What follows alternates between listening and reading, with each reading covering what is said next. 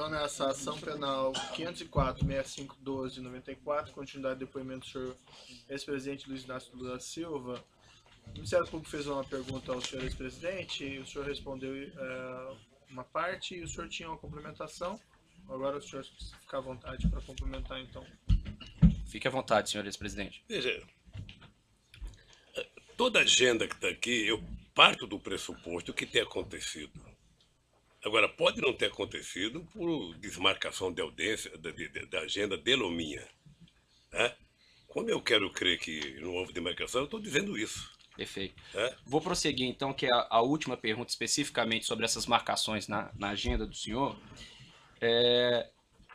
Também foi juntado no evento 724, anexo 9, registros de contatos telefônicos no dia 28 de outubro de 2014, 3 de novembro de 2014, 7 de novembro de 2014, entre o senhor Léo Pinheiro e o senhor Paulo Okamoto. Em seguida, no dia 10 de novembro de 2014, consta a marcação de reunião entre o senhor e o senhor Léo Pinheiro.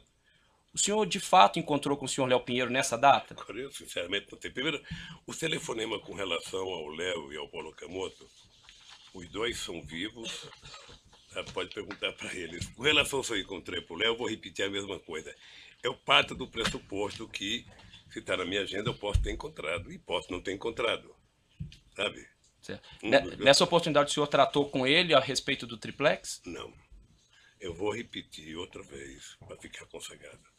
Eu tratei do triplex com o Léo uma vez que ele foi no instituto dizer que eu tinha que visitar e o dia que eu fui visitar o prédio.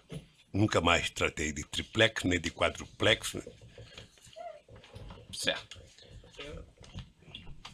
O senhor mencionou que mesmo após ter visitado em fevereiro de 14 o triplex, o senhor não comunicou que não tinha interesse mais no triplex para nenhum empregado da OAS, ou diretor da OAS. É fato isso? Procurador, eu não tinha contato com diretores da OAS. Mas aí então o senhor não comunicou? Não. Aí eu pergunto ao senhor, considerando que algumas das visitas aqui apontadas pelo Dr. Júlio Noronha são exatamente dias após as visitas que foram efetuadas ao triplex, seja pelo senhor, seja por sua falecida esposa e filho, o senhor não mesmo assim o senhor não aproveitou esses contatos pessoais para falar que não tinha interesse? Procurador, apenas não são dias depois. Eu visitei o tal do triplex em fevereiro de 2014. Você está falando de dezembro de 2014. Não são dias, são quase um ano de diferença. Então vamos lá. O senhor falou que visitou em fevereiro de 2014, mas aqui consta uma reunião do senhor com o senhor Léo Pinheiro no dia 31/3 de 2014. Eu posso ter tido outras reuniões. O Léo não tratava de triplex, o Léo tratava de empresa, o Léo tratava de economia. Mas ele esteve com o senhor na visita Mas ao não triplex. conversou sobre o triplex. Ele não conversou com o senhor sobre o triplex no dia em que ele Tá esteve vendo? no Já foi triplex? dito. Quer dizer, Conversou há uma comigo sobre o insistência na triplex pergunta. em outubro de 2013, quando ele foi ao Instituto. E conversou comigo sobre o triplex quando eu fui visitar o prédio em fevereiro de 2014. Nunca mais se conversou sobre triplex. Excelência, pela ordem. Apenas para consagrar. Eu conversei do triplex com o Léo me parece que em outubro de 2013, quando ele foi ao Instituto. Eu não tenho a data precisa. Tá? E só fui visitar o prédio em fevereiro de 2014. Nunca mais se conversou sobre o triplex. Uma outra questão aqui, já encerrando os questionamentos, senhor ex-presidente. O senhor mencionou que teve conversas com o senhor João Vacari, e aí eu pergunto ao senhor, depois que se tornou público depoimentos de colaboradores, no sentido de que João Vacari era a pessoa responsável por receber vantagens indevidas do Partido dos Trabalhadores, ou seja, no final do ano de 2014, início do ano de 2015, em alguma das oportunidades em que o senhor esteve com o João Vacari, o senhor indagou ele sobre isso, se de fato ele tinha recebido em nome do partido? Primeiro, eu aprendi com vocês, advogados, de que todo mundo é inocente até provar que ele é culpado.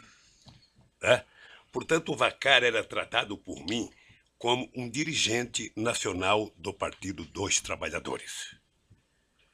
E eu não conversava de finanças de PT, porque eu não era da direção do PT. Ponto. Mas aí eu pergunto, foram diversas as pessoas a indicar que ele teria recebido, em favor do Partido dos Trabalhadores, vantagens indevidas.